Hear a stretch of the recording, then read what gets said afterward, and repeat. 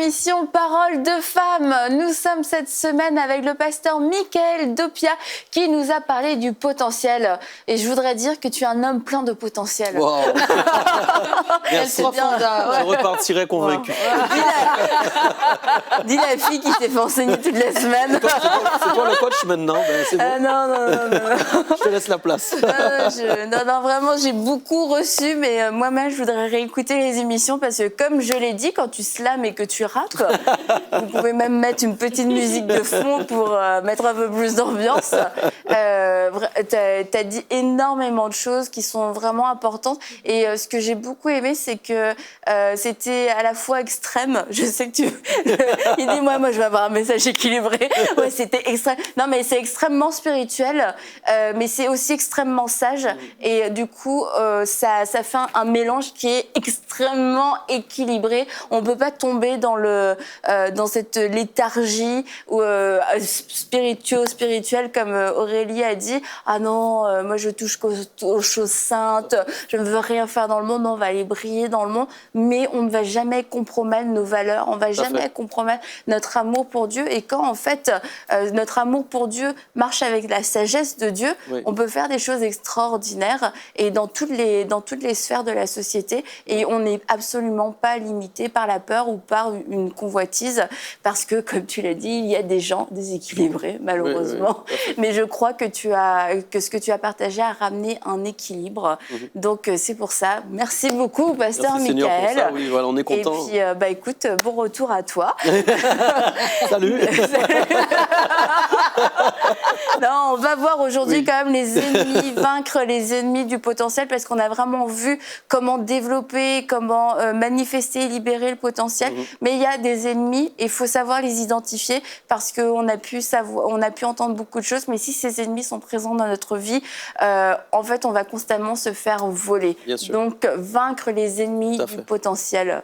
Alors évidemment, on ne pourra pas tous les citer aujourd'hui, ce n'est pas possible, donc on va parler de certaines choses très importantes. Et je voudrais commencer par l'incrédulité et m'appuyer, donc on ne lira pas tout le texte parce qu'il est long, mais les téléspectateurs pourront le reprendre, au Romains chapitre 4, versets 18 à 22, qui nous parle évidemment de Abraham et de Sarah qui ont vécu un miracle prodigieux avec cet enfant qui est né alors qu'ils avaient un âge très avancé. Et il y a des mots qui sont vraiment très forts dans ce passage.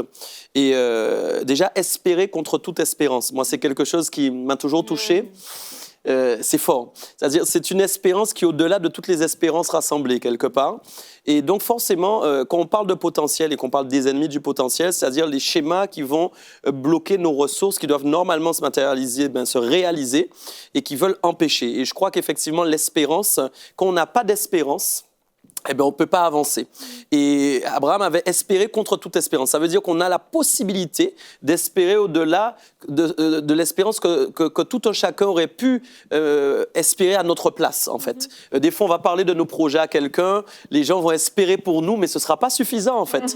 Le but, ce n'est pas que quelqu'un espère pour nous. C'est bien que les gens espèrent avec nous, qui nous poussent, oui, mais c'est notre espérance à nous qui compte par rapport au projet que nous avons. Et donc, forcément, c'est intimement lié à la foi, et donc le contraire de l'incrédulité. Il y a aussi autre chose, justement, dans l'incrédulité qu'ils n'ont pas vécu, qui est intéressant. Il a dit qu'il n'a pas considéré son corps, effectivement, que son corps était usé. Et la considération, ça aussi, c'est important parce que on va considérer bien souvent tout l'environnement qui est autour de nos projets, les situations que nous vivons, l'environnement humain, l'environnement matériel, le territoire même où on vit, tout ce qui nous entoure, en fait. Et si on considère trop tout ce qui nous entoure, on va ne plus considérer suffisamment le projet que Dieu nous a donné. Et on risque évidemment d'entrer un peu dans l'incrédulité, de perdre de la foi. Et là, ce ne sera pas bon non plus. Et on voit que Abraham n'avait pas considéré, alors que pourtant son corps était déjà très, très avancé en âge. Et on voit aussi qu'il n'a pas douté, il ne douta point. On sait bien aussi que quand les tempêtes arrivent, quand les épreuves arrivent, les difficultés arrivent, alors qu'on est en train de manifester le potentiel, alors qu'on y croit, il y a un moment, il faut se lever et dire « je ne doute pas, je suis comme dans la barque avec Jésus, il y a cette tempête qui souffle, mais je sais qu'il est avec moi, et je crois que si je me confie en lui, le doute, il va partir. Donc je ne doute pas. » Il a dit aussi, il fut fortifié par la foi. La fortification, j'aime à dire en fait que quand on se fortifie, c'est qu'on met des barricades. C'est-à-dire qu'on met des choses autour de nous qui vont empêcher aux ennemis d'entrer et d'accéder en fin de compte à nos cœurs. Donc il faut se fortifier, il faut être capable de mettre des barricades autour de nous qui vont empêcher à l'incrédulité de se manifester dans nos vies et qui vont empêcher à tous les ennemis. Les ennemis, ça peut être des gens. Il y a des personnes qui n'ont pas un langage spirituel. Il y a des personnes qui, au lieu de vous encourager, par une simple phrase qui semble comme ça tout à fait anodine, mais sont en train vous allez rentrer chez vous et dire « Oula, mais effectivement, je suis en train de perdre mon temps. » Mais juste parce qu'une phrase vous aura influencé, un mot simplement suffit. Il faut faire très attention aussi donc à ce qu'on écoute, ce qu'on entend et prendre garde à notre cœur par rapport à ça. Et enfin, pour terminer, la Bible dit qu'il a eu une pleine conviction, voilà, que ce qu'il promet, il peut l'accomplir. Et ça, c'est magnifique parce qu'on peut avoir une conviction que ce que Dieu a promis, il va l'accomplir. Mais une pleine conviction, c'est un autre niveau. C'est pourquoi il y a différents niveaux dans la conviction. Et donc, quand on a une pleine conviction, c'est qu'on a atteint un stade où on croit, mais alors à plus que 100%, que Dieu est capable. Et donc, forcément, ce sont des personnes en général qui ont l'habitude de lire la parole, qui ont déjà lu des récits sur la foi, parce que c'est important, par exemple, de lire Hébreux 11, de se rappeler de tout ce qui a été dit dans Hébreux 11. Quelqu'un qui a un projet, qui est en train de perdre la foi, qui est en train de devenir incrédule, il faut qu'il s'abreuve d'Hébreux 11, qu'il se rappelle de ce que Noé a fait, de ce qu'Abraham a fait, de ce que Moïse a fait. Et j'en passe tous ces témoignages, tous ces signes qui sont là dans la Bible, qui vont renforcer notre foi et qui vont nous permettre de dire à nouveau, Seigneur, vraiment pardon, mais alors là, je mets toute ma confiance en toi, je ne doute plus et je crois que tu es capable. Et je crois qu'on pourra à ce moment-là briser tout esprit d'incrédulité. Amen. Hey. On n'a plus rien à dire. Bah non, on peut passer à l'autre ennemi, la corruption, la corruption. L'émission va aller trop vite là. Donc, si vous Non, parlez- Mais c'est génial, c'est fantastique. Voilà, non, mais c'est important que chacun puisse prendre conscience de cela. On n'est pas à l'abri, en fait, de l'incrédulité. Hein, c'est pas parce qu'on a une grande foi aujourd'hui. Je crois que la foi, ça se cultive. Et c'est pourquoi les récits de la parole sont magnifiques pour nous ramener toujours à la base et nous dire « Waouh, c'est vrai, j'avais oublié qu'il y avait eu telle chose qui s'était passée dans la parole. Et Seigneur, ça me rappelle que moi aussi, peut-être je suis dans cette situation maintenant. Mais si tu l'as fait pour Noé, tu vas le faire pour moi. Hein, si tu l'as fait pour Moïse, tu vas le faire pour moi, pour Josué. Peu importe, tu vas aussi le réaliser pour moi. Oui. Alors, ensuite, deuxième ennemi qui peut effectivement, on l'a abordé un peu pendant les émissions et qui peut être très néfaste, c'est l'esprit de corruption. Voilà. Et c'est simple, la Bible explique que nous sommes dans un corps corruptible et donc qui va revenir à la poussière. Donc le corps n'est pas important. C'est une image de la corruption. C'est-à-dire que tout ça, ça va passer, ça va disparaître. Et ce qui est plus important, c'est l'esprit, en fin de compte, que Dieu nous a donné. Et donc forcément, dans notre avancement, on ne peut pas non plus côtoyer des choses qui vont justement nous amener à nous corrompre, d'accord ? Des choses qui vont nous amener finalement à accomplir des tâches qui vont disparaître. Je crois que chaque action que Dieu veut qu'on pose, c'est une action qui va rester dans le temps et on va se rappeler en fait de ce qu'on a fait. Moi, j'aime beaucoup le Seigneur parce que c'est un Dieu de mémorisation. Quand on lit la Bible et qu'on lit les grandes choses qu'il a faites, on ne peut pas oublier en fait. Chaque serviteur de Dieu qui avait des grands projets de Dieu entre les mains, chaque fois qu'il accomplissait un dessein de Dieu, voyons un peu quand Moïse a récupéré le plan du tabernacle, c'était incroyable. Il est redescendu avec le plan, il a accompli les choses. Noé pareil en faisant l'arche alors que tout le monde était en train de se moquer. Peut-être quelqu'un nous regarde, peut-être tu as un projet en ce moment et les gens sont en train de se moquer de toi, en train de rire, en train de dire mais qu'est-ce que tu es en train de faire ? Crois vraiment à ton projet est différent que tous ceux qu'il y a eu déjà avant toi. Crois vraiment à ce projet, c'est important. Et là, vraiment, on voit que ces hommes-là, voilà, ils ont marqué leur temps parce qu'ils ont eu la foi jusqu'au bout, effectivement, mais surtout, ils ne se sont pas laissés corrompre. Je pense, tout n'est pas écrit, vous savez, dans la Bible. On lit les récits des histoires, mais autour de ça, il y a eu beaucoup d'événements qui se sont passés. Même Noé, avec l'arche, cet exemple qu'on prend, je pense qu'il y a eu beaucoup de fois où il aurait pu se corrompre par rapport, ce peuple était méchant, le peuple était mauvais autour de lui, se moquait, il était tiraillé, et beaucoup de fois, je pense qu'il aurait pu se dire, bon, il abandonne, finalement, il laisse tomber. Et donc, on ne peut pas se corrompre par rapport au projet que Dieu nous a donné, par rapport à ce que les gens font, ce que les gens nous disent, ce qu'on a l'impression d'être par rapport à ce projet. Il est bon des fois qu'on vous trouve fou. C'est pas grave. La sagesse de Dieu, c'est une folie. Si on nous trouve trop sages comme le monde, c'est qu'il n'y a pas de différence entre nous et le monde. Et donc, la folie de Dieu, elle est exceptionnelle et elle doit se manifester à travers quelqu'un qui ne veut pas se corrompre, qui veut marcher dans la droiture. La corruption aussi, il y a un autre aspect, c'est le péché. On doit l'aborder. Quand on porte un projet de Dieu, il ne faut pas mettre le péché dans le projet. Ça, c'est très, très important. Et quand je parle de péché quelle que soit sa forme. Il y a un texte dans Osée, au chapitre 9, versets 8 à 12. Là aussi, je prends quelques exemples. Je ne vais pas tout lire parce que ce serait long. On voit que Dieu était très en colère par rapport à Éphraïm. Et il a dit, j'ai trouvé Israël comme des raisins dans le désert. J'ai vu vos pères comme les premiers fruits d'un figuier. Mais ils sont allés vers Baal-Péor. Ils ont péché, ils ont été vers Baal, d'accord? Et ils se sont consacrés à l'infâme idole. Ils sont devenus abominables comme l'objet de leur amour. La gloire d'Éphraïm s'envolera comme un oiseau, plus de naissance, plus de grossesse, plus de conception. Donc Dieu a la capacité de donner, on a parlé pendant toutes ces émissions du fait que Dieu nous donne des talents, des dons, des ressources à manifester, mais attention, Dieu peut aussi enlever les choses. Dieu peut aussi bloquer un moment ou un autre si nous ne marchons pas en fin de compte dans l'intégrité. Pourquoi? C'est le nom de Dieu qui doit toujours être sanctifié. Et Dieu veille sur son nom. Ça veut dire que tous les porteurs de projets que Dieu a donnés, Dieu va veiller à ce que son nom soit glorifié. Si nous sommes dans un projet, que nous commençons à pécher, que nous commençons à ne plus glorifier Dieu, quelle que soit la forme de péché que nous allons insérer dans le projet, n'oublions pas que quand nous portons le projet, c'est nous qui sommes vus. Ce n'est pas le projet d'abord, mais c'est le porteur du projet. Et donc forcément, si le porteur du projet est lui-même un enfant de Dieu, il est là aussi pour témoigner de la gloire de Dieu. C'est pourquoi Dieu n'a qu'une hâte, c'est que son nom soit sanctifié. Dieu est saint, personne ne peut sanctifier Dieu. Mais par contre, son nom a besoin d'être sanctifié parce que sur la terre, dès qu'on dit Dieu à quelqu'un maintenant, les gens ont peur, les gens ne comprennent plus parce que le nom de Dieu a été sali. Donc quand nous portons les projets de Dieu, comme nous sommes chrétiens, c'est très important. Il ne faut pas se corrompre. Pourquoi? Parce qu'à un moment, on dira que c'est Dieu aussi qui a échoué. Si vous échouez, c'est le nom de Dieu qui aurait échoué. Et on dira, vous voyez, ces chrétiens, ils avaient soi-disant des projets, ils étaient soi-disant de Dieu, mais tiens, regarde-les, ils font comme nous, ils sont pareils. Et résultat, le témoignage va tomber. Résultat, même ce qu'on devait amener comme lumière va s'éteindre. Et là, effectivement, on est tenu en échec. Et ça, c'est vraiment dommage. Absolument. Mais c'était, je crois, l'émission d'hier ou celle d'avant où est-ce que vous avez parlé justement qu'il y a le potentiel, tout le monde peut l'avoir, mais on peut avoir dans les cimetières, des gens peuvent mourir avec leur potentiel. Et je crois justement le péché est cette chose-là qui vient justement nous tuer, nous ralentir et nous faire mourir ce potentiel. Je pense à Samson, qui avait vraiment quelque chose de glorieux, mais voilà, c'est pour les mauvaises fréquentations, pour la mauvaise personne à qui il a attaché sa vie, pour des mauvais comportements, ce potentiel est mort. Et ça, c'est important aussi de vraiment ce que vous êtes en train de dire, que ce que je porte, en fait, a une valeur éternelle. Et quand je suis partie, il y a une valeur, une grande valeur pour le royaume de Dieu. Donc, c'est important de savoir que ce n'est pas juste moi que je porte quand je me déplace, quand je me fais voir, c'est Dieu. Et il ne faut pas qu'il y ait un témoignage d'échec, un témoignage de compromis devant les gens. Après, on va parler aux gens de Dieu, mais ils vont nous trouver moins sérieux en disant, on t'a vu dans tel ou tel compromis. Ça, c'est super important. Des fois, les gens, ils ne s'en rendent pas compte, en fait. Il y a quelque chose que... Excuse-moi, je t'ai coupé.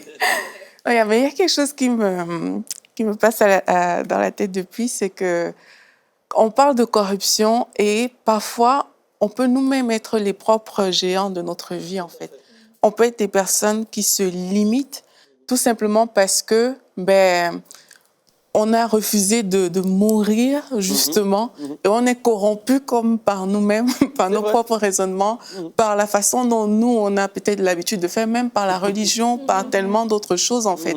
Et ça, c'est souvent difficile à voir. Parce que quand on parle de corruption, on pense parfois aux choses très flagrantes. On a parlé, par exemple, du péché, et puis on pense souvent que ce qui va venir nous corrompre, c'est vraiment des choses évidentes que c'est le péché, mais parfois, c'est nous-mêmes, en fait. Et on est corrompu comme ça parce dans le processus, on n'a pas accepté de mourir à nous-mêmes, justement, pour laisser Dieu porter le projet par nous de façon complète. Et ça, c'est aussi une forme de corruption qu'il ne faut pas négliger. Il faut vraiment... Alors qu'on parle des ennemis, se positionner devant Dieu pour vraiment demander, Seigneur, est-ce que je suis un ennemi moi-même de ce potentiel que tu as mis en moi? Je le dis parce que c'est pas évident de le savoir. On peut penser que tout va bien, tout est bien à notre niveau, etc. Mais sans réaliser que nous-mêmes, à cause des choses qui sont ancrées en nous, de certains raisonnements, de certaines logiques de pensée, on développe en fait des attitudes qui ne permettent pas au projet de tout simplement se réaliser comme le Seigneur l'aurait pensé. Et un des points d'ailleurs que... Excuse-moi, je suis devenue très mature dans l'émission. Un des points que tu voulais aborder, d'ailleurs, c'était qu'un des ennemis, ça venait de nous, c'est ce qui triomphe de nous. Et c'est vrai qu'on doit apprendre, tu l'as dit dans la première émission, on doit apprendre à se connaître.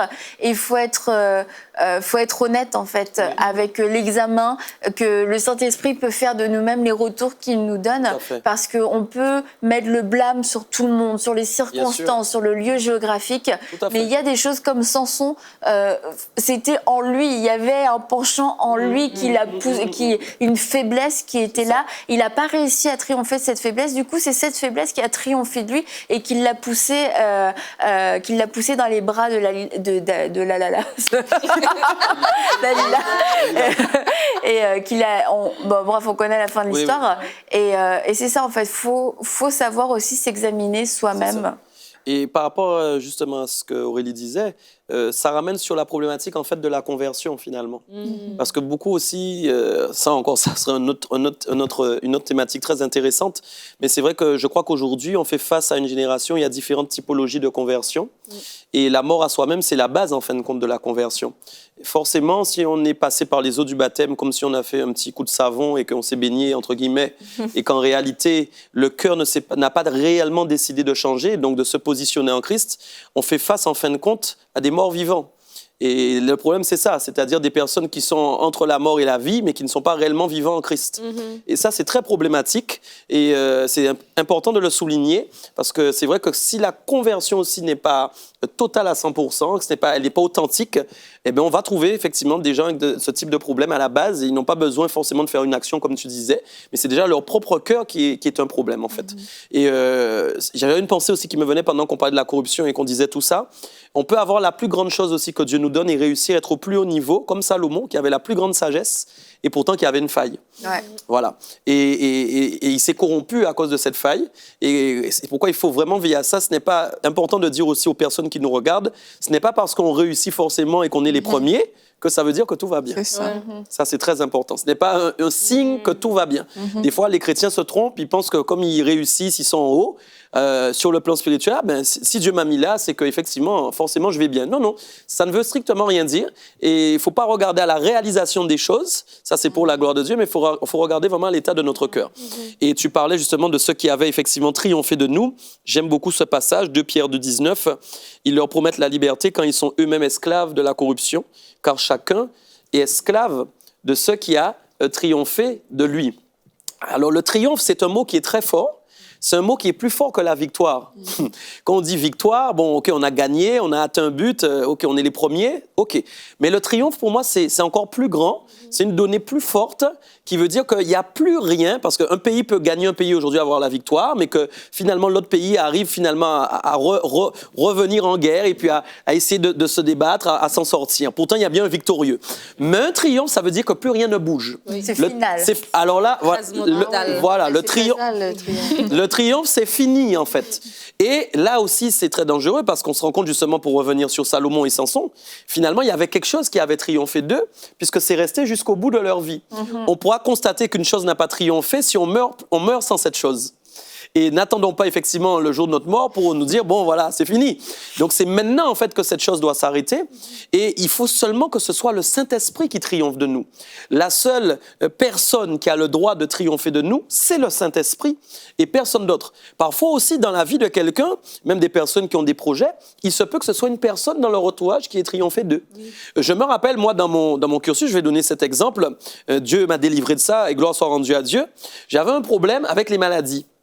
J'avais toujours l'impression qu'une maladie allait arriver dans ma vie, qu'il allait se passer quelque chose, mais parce que j'ai grandi un peu dans cette sphère où effectivement j'ai un père qui s'inquiète un peu, qui s'inquiétait parce que maintenant il est en crise, gloire soit rendue au Seigneur aussi. Et on parlait souvent, j'entendais les gens parler de ça en fait. Voilà, est-ce que j'ai pas un truc, est-ce que j'ai pas quelque chose?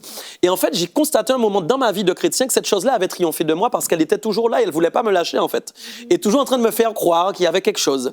Heureusement, j'ai pu briser ça avec l'aide de Dieu. Mais il se peut qu'il y ait quelqu'un qui soit autour de vous, qui vous influence et qui triomphe de vous dans un domaine. Et ça, c'est très dangereux. Le Saint-Esprit doit triompher de votre vie dans tous les domaines. Il n'y a aucune part de nous qui ne doit pas être où il y a quelqu'un d'autre qui a triomphé. C'est que le Saint-Esprit qui a le droit. À partir du moment où le Saint-Esprit triomphe de nous, là, on va aussi entrer dans une autre dimension. Et c'est ce qui va permettre, quelque part, à notre chair de ne plus bouger, et à nos pensées d'être stabilisées, et aussi qui va nous donner une grande paix, une assurance, et nous pourrons avancer avec croissance, avec maîtrise, voilà, tranquillement. Vas-y, parce qu'il reste pas Oui. beaucoup de temps. Du coup, là, on veut Voilà. tous les Ok. dingues, là, les Voilà, alors on doit parler aussi des murmures, ça c'est important. Alors, les murmures, quand même, c'est un thème qui est très abordé dans les églises. On entend souvent parler des murmures, on sait très bien, on ne va pas revenir là-dessus, que le plus gros exemple qu'on a, c'est forcément Israël, qui avait beaucoup murmuré. Il y a beaucoup d'exemples dans l'Ancien Testament qui en parlent. Mais il faut en parler parce que les murmures, c'est vrai que ça a tendance vraiment à nous stopper aussi dans la croissance des projets. Et quand, effectivement, on commence à murmurer, on commence à dire à Dieu, finalement, que le projet qu'il nous a donné n'est pas bon. Et ça, c'est pas bien. Parce qu'on ne peut pas arriver devant Dieu. Et puis, moi, il y a une chose vraiment qui m'épate souvent chez nous, chez les êtres humains, c'est que quand on reçoit en fait un projet de Dieu, on a envie de le dire à tout le monde. Hey, tu sais, tu peux pas... ouais, Dieu m'a donné un projet incroyable. Les gens même se réjouissent avec toi parce qu'ils disent, waouh, Dieu lui a parlé, c'est incroyable. Parce qu'il y a tout de suite une joie qui se manifeste dans les choses simples. Recevoir une chose de Dieu, c'est pas la chose la plus difficile. Dieu a envie de nous bénir, Dieu a envie de nous parler. Mais maintenant, ce qui est plus dur, c'est effectivement de garder la constance à travers le projet que Dieu a déposé sur nos cœurs et avoir le même langage qu'au départ. La même réjouissance doit être préservée pendant tout le processus. Et on voit souvent que la réjouissance, quand les dents commencent à tomber, on fait face à des grands-pères et des grands-mères, ils ne savent plus parler, parce que quand on n'a plus de dents, on ne parle plus normalement. C'est une vérité. Et donc on commence à murmurer. Et oui, parce qu'on ne peut plus parler correctement, parce que dans l'épreuve, les dents tombent. Et là, la réjouissance part, on a l'impression que la joie s'en va. Tout ça, pourquoi? Parce que les choses ne sont pas en train de se passer comme on veut. Mais gloire aussi à Dieu. Il ne faut pas que les choses se passent comme on veut. Parce que si les choses se passent comme on veut, on va en tirer une gloire. On dira, ben voilà, on savait tout. Non, les choses ne doivent pas se passer comme on veut. Parce qu'il faut que quelque part dans ce processus, le Seigneur se glorifie. Et que tu puisses dire que chaque étape par laquelle tu es passé, c'est Dieu qui a fait ça. Quel est ton témoignage? Qu'est-ce que Dieu a fait dans ton processus pour y arriver? Tu dois avoir plein d'exemples parce que la Bible est réelle. La lettre tue mais l'esprit vivifie. Et il faut que cet esprit manifesté en toi, que la parole devienne vivante dans les exemples que tu vas donner, effectivement, sur toute cette saison où tu vas avancer dans tes projets. Et donc, forcément, il ne faut pas murmurer. On doit avoir le même langage. Un murmure auprès de Dieu, je dis toujours un seul murmure, c'est déjà une grande perte. Parce que Dieu nous écoute tout le temps. Et quand on dit à Dieu, finalement, tu as échoué, parce que les gens ne voient pas ça, ils ne disent pas à Dieu, tu as échoué. Mais en fait, dans les murmures, c'est ce que les murmures traduisent. Parfois, une phrase qu'on dit, nous, dans notre langage sur terre, n'arrive pas avec la même compréhension dans le ciel. Donc, attention à ce qu'on dit. Et pour Dieu, ça peut être vu, effectivement, comme un échec. Et Dieu n'est pas un Dieu d'échec. Il se dit, mais là, en fait, mon fils ne me fait pas assez confiance, ma fille ne me fait pas assez confiance. Quand je lui dis, fais telle chose, ok, il y a de la joie, elle me croit. Mais dès qu'en fin de compte, il y a une petite épreuve qui arrive, mais finalement, elle ne croit plus en moi. Donc, je vais encore permettre qu'il y ait des épreuves, justement, pour qu'elle puisse comprendre, justement, qu'elle doit me faire confiance. C'est un papa. Il veut qu'on y arrive. Yeah. Vous l'avez vécu, là, vous l'avez le rap, ouais, tu l'as vécu. Hein. Oui, j'étais à fond. Ah, mais c'est super. Mais je te fais avancer parce qu'on veut aller jusqu'au bout. Alors, dernier et les point, derniers, et c'est pas des moindres, les mauvaises compagnies. Oui, alors 1 Corinthiens 15, 33 pour rappeler aussi à ceux qui nous regardent, ne vous y trompez pas, les mauvaises compagnies corrompent les bonnes mœurs. C'est un verset que tout le monde connaît, que tout le monde dit, tout le monde donne. Mais et que tout le monde ne suit pas. Exactement. Alors, une mauvaise compagnie, c'est quoi? C'est effectivement quelqu'un qui nous accompagne. Quand on parle de compagnie, c'est des personnes, en fin de compte, qu'on rencontre régulièrement. On n'est pas en train de parler, je veux préciser ça, de quelqu'un qu'on a rencontré une fois. Une compagnie, c'est quelqu'un qui est là régulièrement. Et donc, forcément, quand on parle de régularité, on va automatiquement parler d'intimité. On ne peut pas être régulier avec quelqu'un sans intimité. Ou alors, on est bizarre. Parce qu'à un moment, quand on côtoie les gens régulièrement, on apprend à les connaître. Oui. Je sais pas. Peut-être qu'il y a des gens qui arrivent à faire des choses formidables. Ça, ce sera l'objet d'une autre thématique. Retiens le titre, voilà. Être régulier sans l'intimité. Non, mais forcément, en tout cas, le plus normalement, habituellement, quand on côtoie des gens régulièrement, on apprend automatiquement à les connaître, puisque c'est le fait de les voir souvent qu'on va partager des choses avec eux. Si on voit une personne une fois l'an, ce sera difficile. Et donc, forcément, la régularité, l'intimité, ça ne s'offre pas à tout le monde. Tout le monde n'entre pas dans le lieu très saint. Si on parle de l'Ancien Testament jusqu'au Nouveau, c'est pas tout le monde qui entrait dans le lieu très saint. Il y avait une fois un souverain sacrificateur qui entrait. Et on sait très bien que Jésus l'a fait, merci Seigneur, mais que pour entrer dans le lieu très saint, souvent les gens sont sur le parvis, ils n'arrivent pas à entrer dans le lieu très saint dans la présence de Dieu, parce qu'effectivement il y a un problème, il y a quelque chose qui ne va pas. Donc l'intimité, il faut être aussi en conformité avec Dieu. Et donc forcément, les gens qui vont nous côtoyer, qui vont être à nos côtés dans nos projets, ils doivent être là aussi pour développer notre potentiel et pas le bloquer. Et donc, on doit faire très attention à qui on va fréquenter, parce que si on est régulièrement avec des personnes, en fin de compte, qui ont des mauvaises valeurs, qui n'ont pas les mêmes valeurs que nous et qui ne savent pas, en fin de compte, nous accepter comme nous sommes, on doit à un moment faire des choix. Et c'est pourquoi il ne faut pas avoir peur à un moment de se séparer de certaines personnes si on se rend compte, que certaines personnes sont en train de bloquer notre destinée. Moi, j'ai eu l'occasion de rencontrer des personnes que je côtoyais régulièrement, même un serviteur de Dieu. Je me suis séparé un moment parce que je me suis rendu compte que ces valeurs n'étaient pas les miennes et que si je continuais à le suivre, mon ministère même allait être discrédité et qu'on allait dire que je ressemble à cette personne. Qui se ressemble, s'assemble, les gens disent dans le monde, c'est pas faux. Si on vous voit souvent avec quelqu'un, si vous vous entendez pas, c'est bizarre. Vous êtes en train de faire une comédie.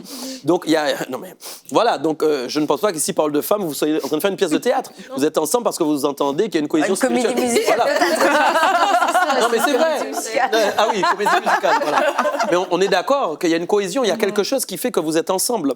Et ça, c'est important que chacun prenne garde à ça parce qu'on voit, et je vais en parler, les sentiments et les émotions ne doivent pas se mélanger avec le caractère de Dieu. Dieu n'est pas un sentimental, émotionnel. Et ça, souvent, les gens, parfois, ils voient qu'il y a quelqu'un dans leur entourage, quelqu'un de régulier qui est là, et par émotion, par sentiment, ils préfèrent rester avec la personne, quitte à corrompre leur destinée, parce qu'ils n'arrivent pas sur le plan sentimental, sur le plan émotionnel, à se séparer de cette personne ou de ces personnes. Et donc, forcément, il y a des choses qui se bloquent dans leur vie. Et là, là, c'est le désastre. Et là, c'est vraiment pas bon. Donc, faites de très bons choix dans les personnes qui vous entourent. J'ai bien parlé de personnes régulières, j'ai bien parlé d'intimité, des compagnies. Ça veut dire qu'on est ouvert à tout le monde. On n'est pas fermé aux gens, mais c'est pas tout le monde qui a le droit d'entrer dans l'intimité, tout le monde qui a le droit d'être régulière avec nous, à nos côtés, parce qu'il en va aussi de notre destin, de notre vie et de ce que Dieu attend de nous. Hein? Amen. Donc, les 5 ennemis, incrédulité, Oui. corruption, Oui. ce qui a triomphé de nous, mais qui ne triomphera plus de nous, Oui. les murmures, Oui, les murmures et les mauvaises compagnies. Et les mauvaises compagnies. Et les voilà. mauvaises compagnies. Bravo. Ouais. On aurait pu en voir Bien ça, d'autres, non, mais... ouais. Ouais, je sais bien, j'ai bien écouté. Oui, on aurait pu en voir d'autres, mais on Moi a aussi, essayé je de suis dire en tout contente. cas les essentiels. C'est des simples choses qui font ma joie, vous voyez. Mais en tout cas, merci beaucoup. Oui. Écoute, j'aurais bien terminé en terminant comme toi, mais je pense que je ne vais pas y réussir, donc je ne vais pas me lancer là-dedans. Mais merci pour tout ce que tu as partagé, merci pour toute cette série. Merci. Et vraiment, on prie pour vous que Oui. ce potentiel qui existe en vous soit pleinement libéré Amen. dans le couloir, dans l'appel où il doit être libéré. Et j'ai cette pensée aussi depuis le début de la semaine, certains d'entre vous, votre potentiel doit être libéré Amen. dans votre maison, dans votre mariage. Vous devez libérer un potentiel d'épouse. Vous avez peut-être investi dans le domaine professionnel, dans le domaine relationnel, etc., spirituel, mais je crois que c'est vraiment une parole pour quelqu'un. Libère ton potentiel d'épouse, libère ton potentiel dans ton mariage, valorise ce que Dieu a mis à côté de toi, qui Dieu a mis à côté de toi, pardon, et valorise ton mariage parce que c'est important aux yeux de Dieu. Prospère à tous égards, prospère aussi dans ton mariage en libérant ton potentiel. Alors encore merci beaucoup, Merci à Pasteur vous. Michael, merci à vous les filles, et puis libérez votre potentiel et on se retrouve bientôt dans Parole de Femmes.